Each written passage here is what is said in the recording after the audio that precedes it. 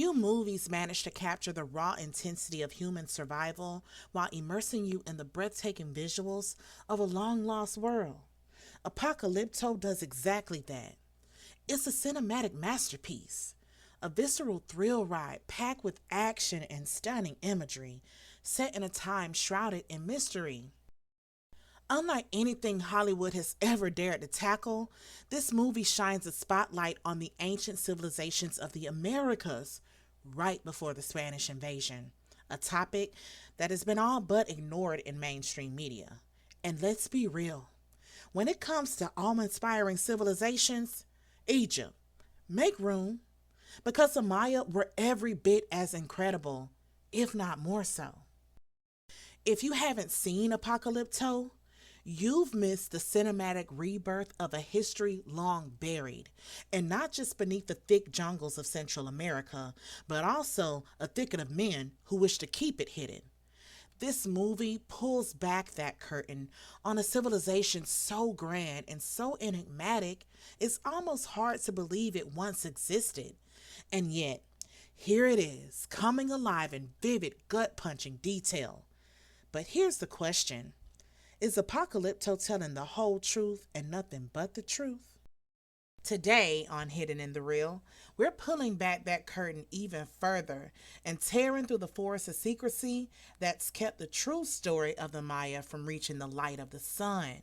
If this video gives you something no other explanation on YouTube has, an accurate and deeper account of the Maya that is, then do me a favor. Smash that like button, drop your thoughts in the comments, and consider subscribing for more movie breakdowns like this. And if you're ready to dive into the mysteries of Apocalypto and the awe-inspiring legacy of the Maya, then baby, buckle up. You're gonna love this episode of Hidden in the Real. Let's get into it. All right, now let's dive into one of the juiciest and most contested parts of Apocalypto. And that's the identity and ethnicity of the Mayan people.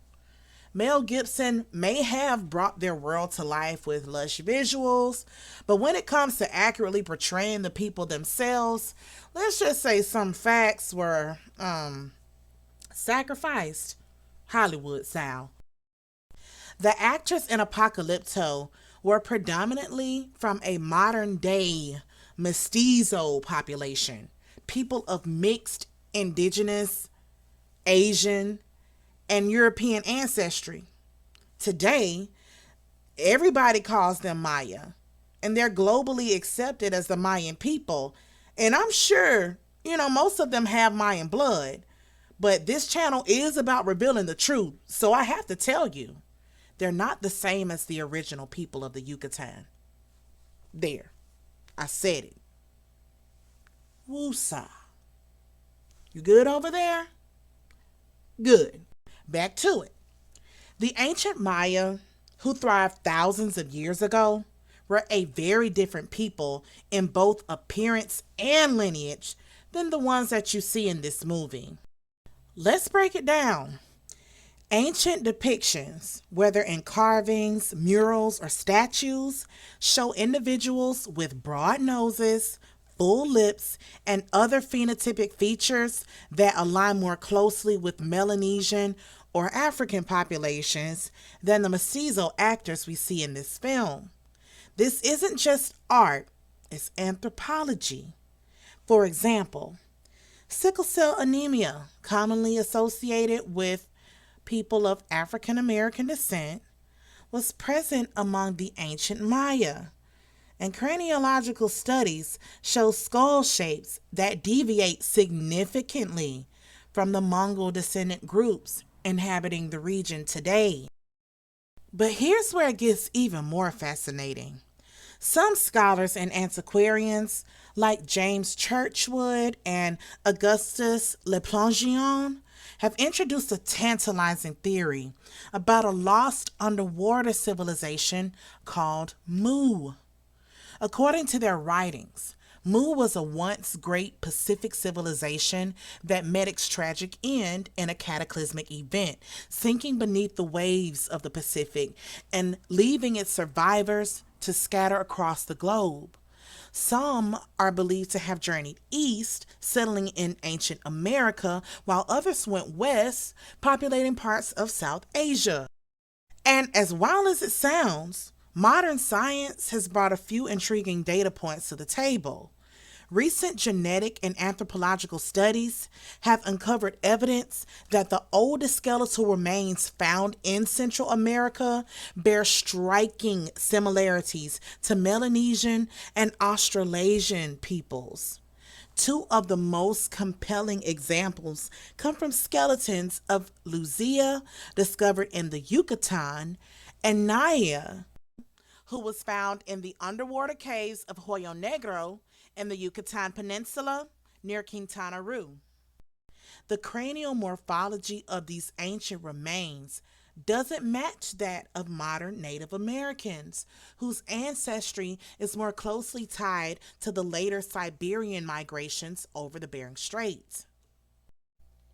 So, now that we know the true identity of the Maya, let's talk about one of the most intense and controversial.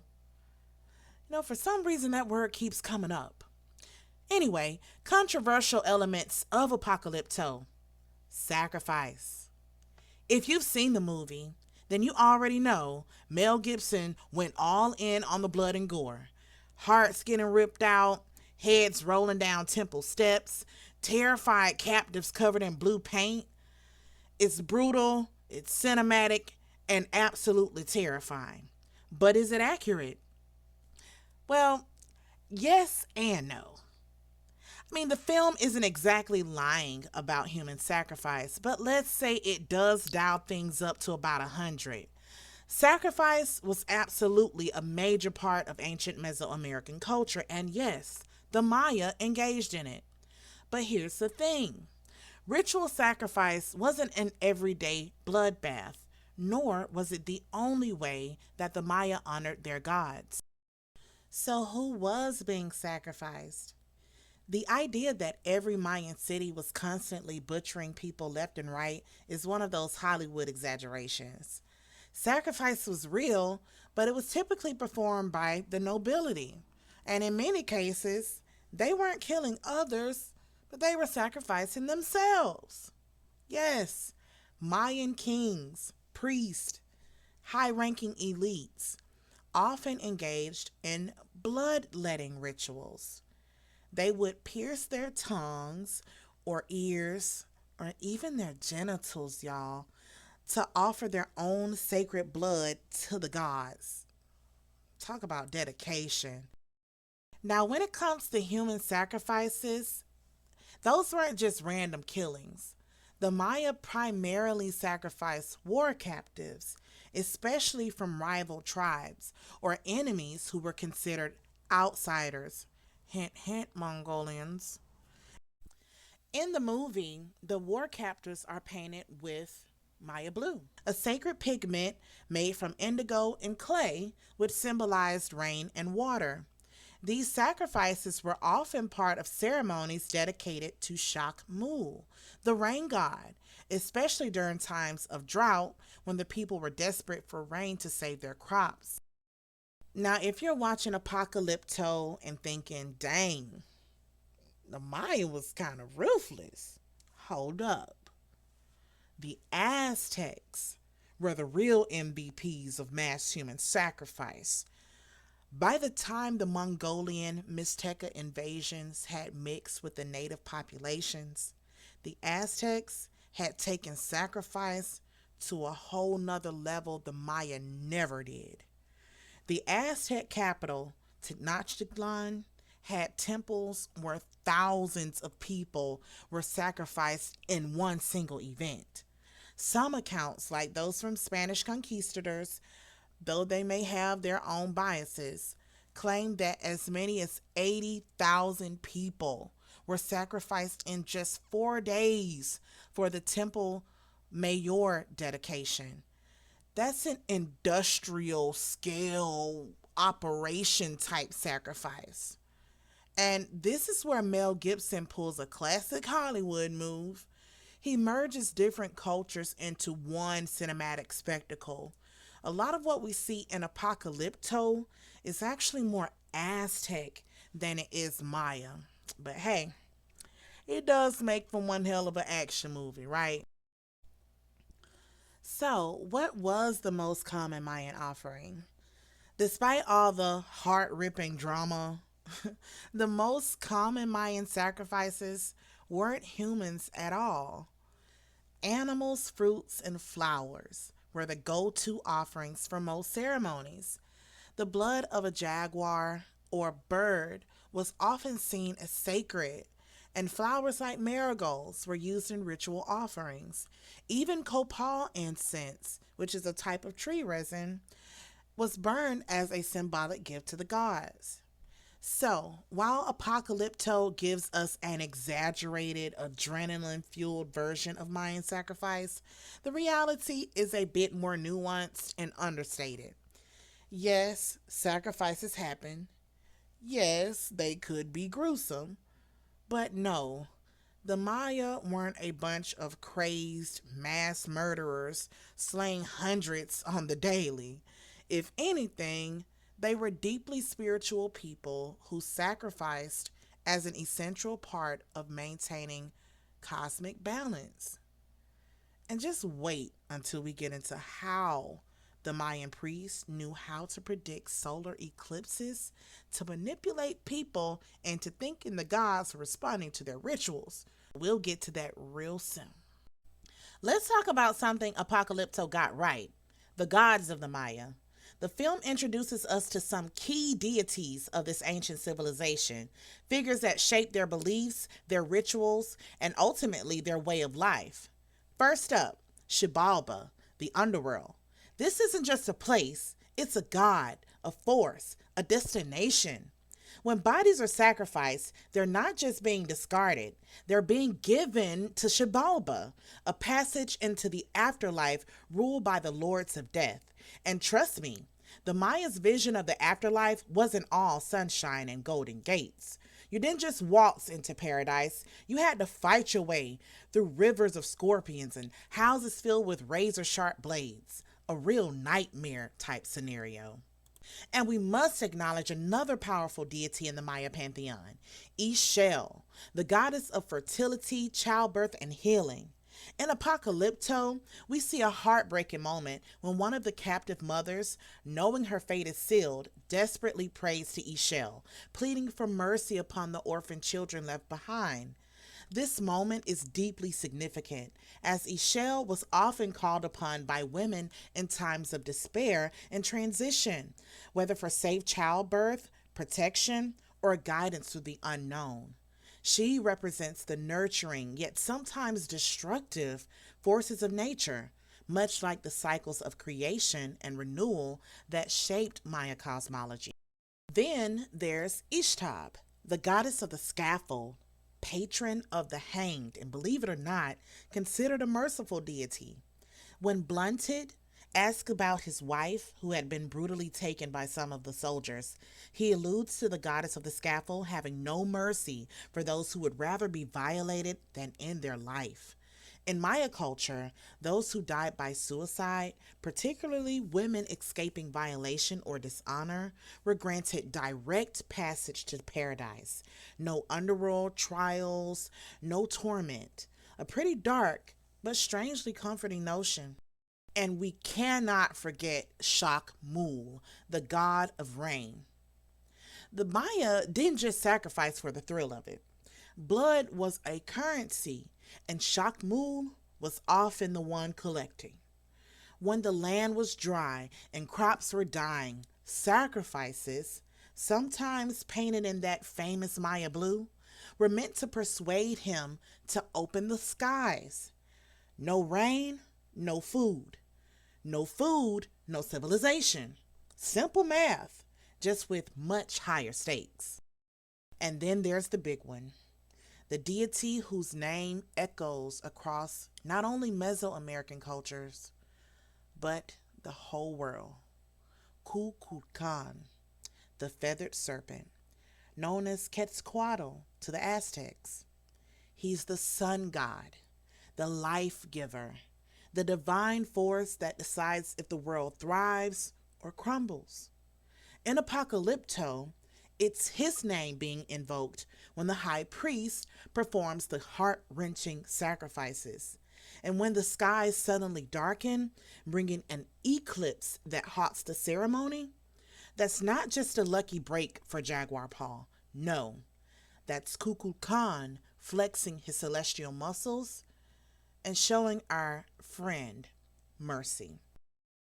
And finally, the god who foreshadows our hero's fate, Ekbalam, the Jaguar warrior, also known as the Black Panther.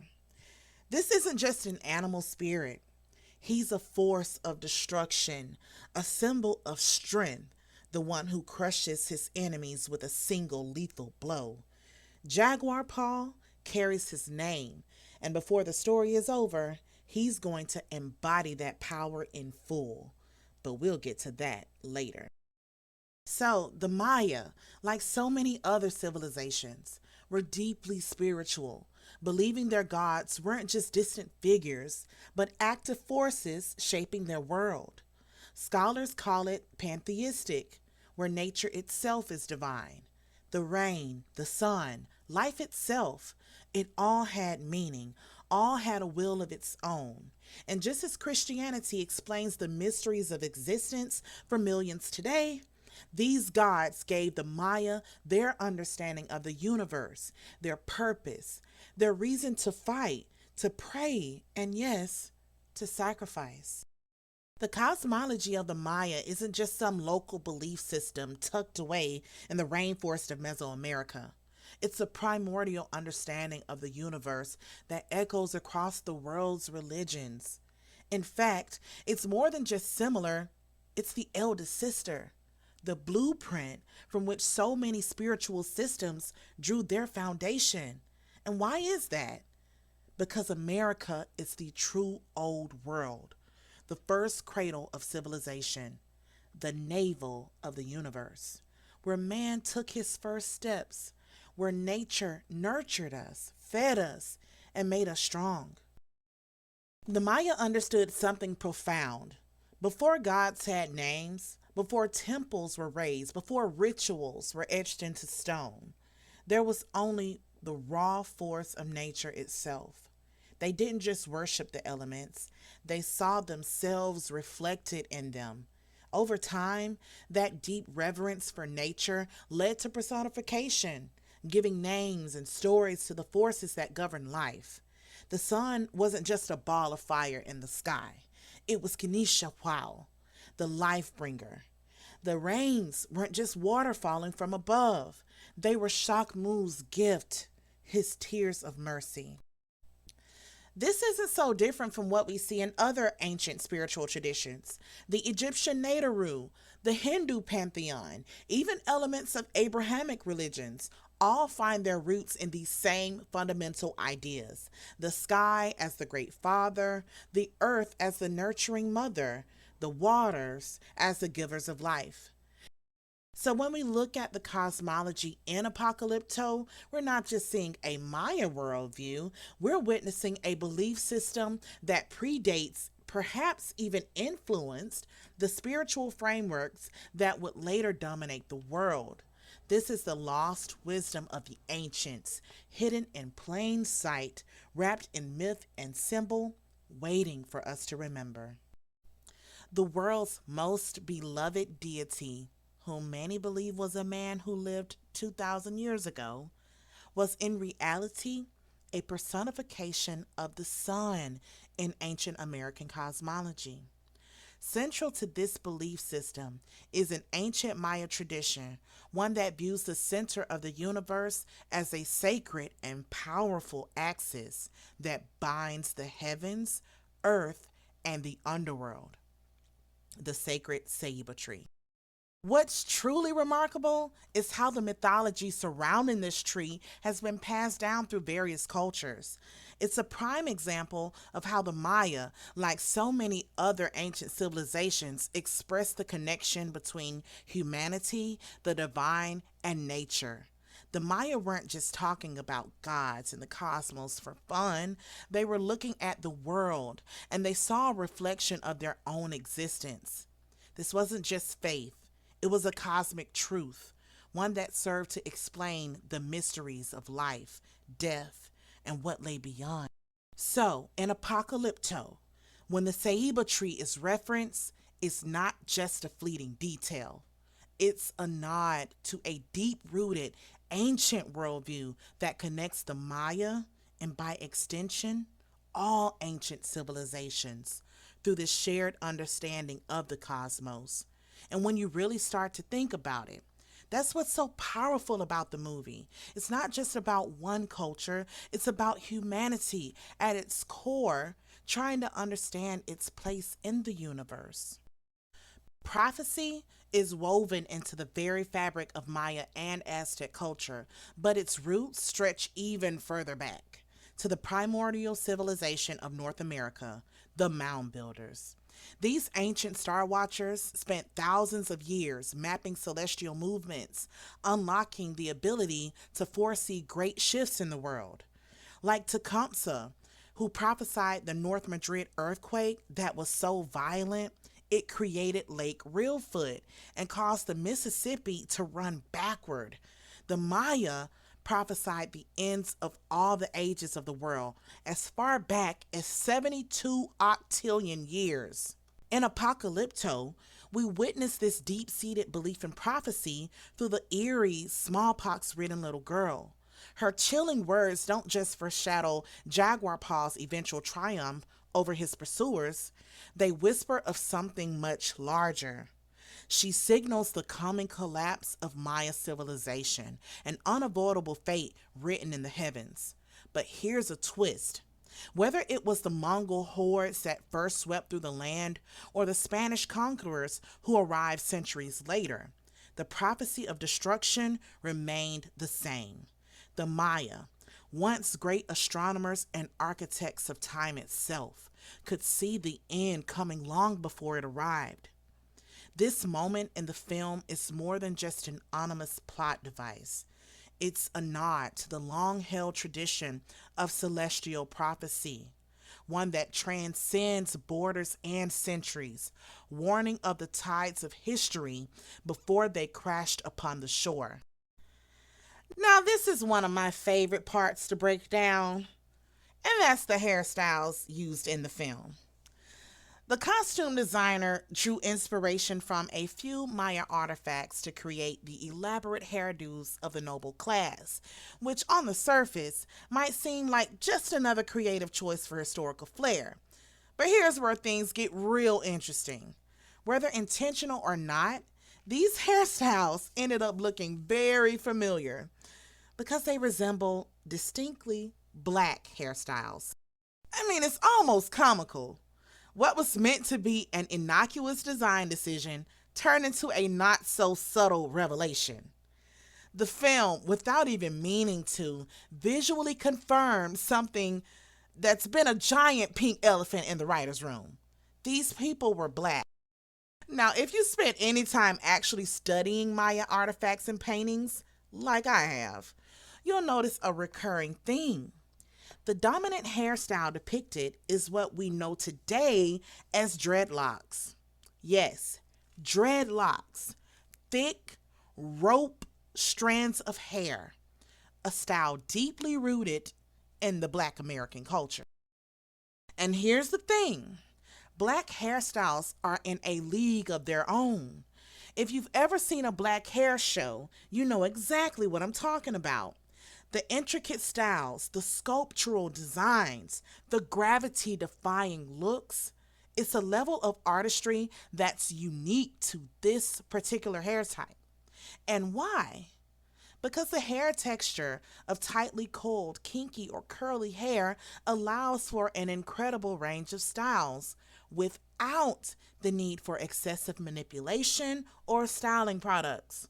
It stands, it locks, it twists, it forms patterns naturally, something that straight or loose curled hair just doesn't do. So when we see these elaborate styles in Apocalypto, it raises an eyebrow. Were these just creative liberties taken by the costume team? Or did they, whether knowingly or unknowingly, stumble upon a truth that's been buried under layers of historical revision. Because if we're looking at the artifacts, if we're looking at the art, and now we're looking at the film, one thing is clear: somebody had black hair. Maya blue wasn't just some decorative paint. It was a divine symbol, a spiritual connection between the heavens and the earth. This unique pigment, created by fusing indigo dye with clay minerals, was used to adorn the bodies of those chosen for sacrifice, binding them to the rain god Shakmu. Now, Shakmu is known by another name in the African spiritual traditions, Orisha Shango. And let's get one thing straight: Shango was not born in Africa. He was born in America. He is Shakmu. This powerful deity, both feared and revered, is the god of thunder, fire, and righteous war. His presence marked by the deep blue hues of his divine energy. But here's where it gets even more intriguing. The use of sacred blue was not unique to the Maya. Across the ocean, in Kemet or ancient Egypt, they had their own version, Egyptian blue. Just like the Maya, the Egyptians used this vibrant color in their temples, on their statues, and in their sacred rites. And if you've been paying attention, you know why. Egypt was not the mother. It was the little sister of the Yucatan.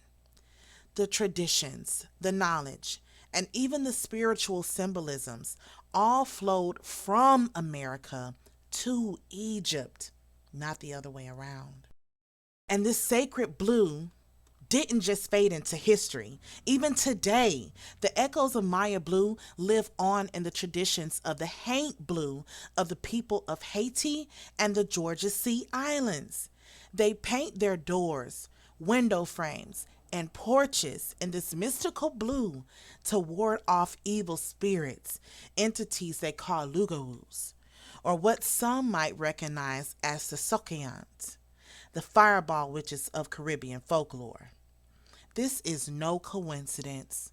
It's a direct link to the ancient practice of using water, represented by the color blue, as a divine shield, a powerful force that bridges the world of the living and the supernatural. So when you see Maya blue and Apocalypto, know that it's more than just a pretty pigment. It's a powerful symbol that has stood the test of time, carrying the spiritual essence of the first civilizations across continents and generations. In the world of the ancient Maya, the movements of celestial bodies weren't just events in the sky. They were divine messages, signs from the gods. This deep understanding of the heavens allowed the Maya to predict events, sometimes even the course of history. Over time, these celestial movements became woven into myth and lore, often casting shadows of fear to control the masses. In Apocalypto, the total eclipse that halts the sacrifice ceremony is more than just a cinematic spectacle, it's a reflection of this ancient practice. The eclipse itself is a sign from the god Knish Ahwal, or Kukulkan, a celestial marker that sacrifices had finally been heard. For Jaguar Paw, it's a sign that he has been chosen, just like the Jaguar warrior. The eclipse represents the fulfillment of a cosmic petition, both for the gods and for his fate. This use of the heavens as a tool for prophecy and power wasn't unique to just the Maya. Across many cultures, celestial events were woven into the fabric of divine control, reinforcing the belief that the movements of the sky were connected to the lives and destinies of mortals. In this instance, the eclipse isn't just a dramatic plot point, it's a crucial piece of the cosmic puzzle that connects Jaguar Paw to the ancient and mystical world of the Maya, and also saves his life. Now, here's where things get wild. The connection between Black Panther and the Mesoamerican Balam, also known as the Jaguar Warrior. You know, it's honestly shocking to me how few people have made this connection, especially after the release of Black Panther Wakanda Forever. It's right there in front of us, like an unspoken link that no one's pointing out. The Black Panther franchise draws from so many rich cultural and historical threads, yet this connection to the Maya, specifically the god Ekbalam, the Black Panther, seems to have been overlooked. Like I mentioned earlier, Ekbalam is a warrior deity associated with the jaguar, a creature revered for its strength and stealth. The Black Panther in the Black Panther franchise embodies similar traits: swift, powerful, and symbolically linked to the panther's primal power. The most obvious connection: the Black Panther delivers a devastating strike, crushing his opponent in a single blow, much like how the jaguar, or Ekbalam, is said to overpower with one lethal strike. Also obvious is the fact that this animal is unique to the Americas and not found in Africa. So, what is Disney trying to tell us in their very Disney way? And let's not forget, the Black Panther franchise also delves into the mystical side of ancestral power, much like the ancient Mayan warriors who tapped into the strength of their gods. The journey from Apocalypto to Black Panther is a natural one. And when we do our deep dive into the Black Panther universe, get ready for some groundbreaking revelations. We're going to uncover more layers of cultural and spiritual connections that I bet you haven't even considered yet. But back to Apocalypto. When Jaguar Paw emerges from that mud, it's almost as if he's channeling the true essence of Ekbalam, as he literally comes out black, rising from the depths. I couldn't help but think that this was symbolic of his transformation into the Black Panther, powerful, relentless, and in complete control of his destiny. It's almost like Apocalypto was laying the groundwork for Black Panther, especially with his portrayal of a warrior who embodies the spirit and the strength of the jaguar. Now, here goes the best part of Apocalypto. The moment when Jaguar Paw, our resilient and cunning hero, takes matters into his own hands. Armed with nothing but his wits, his survival instincts, and the jungle around him, he fights back against those invading Mayan soldiers using guerrilla warfare tactics that are nothing short of genius. He outsmarts them, lures them into traps, and uses the terrain to his advantage, just like a true jaguar warrior would. Ekbalam would have been proud. But what's even more fascinating is that these guerrilla warfare tactics, while they might seem like something out of a modern military playbook, were actually rooted in ancient Mesoamerican practices, specifically Mayan military strategies. The Mayans, like many ancient cultures, were masters of utilizing their environment for warfare. They knew the land like the back of their hand, using the jungle and terrain to hide, ambush, and strike with deadly precision. And here's where the connection gets even deeper. These same tactics that Jaguar Paw uses in his fight against the Mayan soldiers were also seen in southeastern American tribes in North America. The southeastern Indians, tribes like the Seminoles, Creeks, and Cherokees, even the Maroons of the Caribbean, employed similar guerrilla warfare techniques when defending their land against European colonizers. Ambushes, surprise attacks, and using the natural element for cover were all part of their strategy. In fact, it's believed that the southeastern tribes' military tactics were influenced by the ancient Mesoamerican cultures, including the Mayans, who had already been perfecting these techniques for centuries. You see, the Mayan civilization extended far beyond what we typically consider the boundaries of Mesoamerica. It reached well into what is now the United States, what some would call the West Indies, with remnants of Mayan culture found all throughout the region. This deep rooted connection between the Mayans and the indigenous people of North America, particularly the southeastern tribes, extends far beyond their warfare strategies. They didn't just share a geography or even just a legacy of resistance, survival, and fighting back against invaders. They also shared a bloodline. So when Jaguar Paw wages guerrilla war against the Mayan soldiers, it's not just a display of individual heroism. It's a continuation of a long standing tradition of resistance that stretches across time, connecting the ancient Mayan civilization to the indigenous people who fight European colonizers centuries later. This is the true power of Jaguar Paw's story. A reminder that his ancestors were warriors, skilled in the art of survival and battle long before the arrival of the Spanish or anyone else for that matter. Now, that's some deep history right there. So, as we reach the end of our journey through Apocalypto, it's clear that this film, for all its dramatized action and post pounding intensity, is so much more than just a historical thriller. It's a vibrant mosaic of ancient civilizations, their gods, their customs, and their untold stories. A story crafted by Hollywood that, while steeped in artistic license, unveils hidden truths about the Maya and their deeper connections to ancient cultures around the world. We've explored the dramatic sacrifices, the warrior spirit embodied by Jaguar Paw, and the spiritual symbolism tied to their cosmology. We've connected the dots between the ancient Maya and indigenous cultures, showing how their identities, mythology, and even their hairstyles transcend time and continents. We've delved into prophecies that echoed far beyond the screen, prophecies of a fallen civilization, overtaken not just by outsiders, but by the very forces of destiny itself.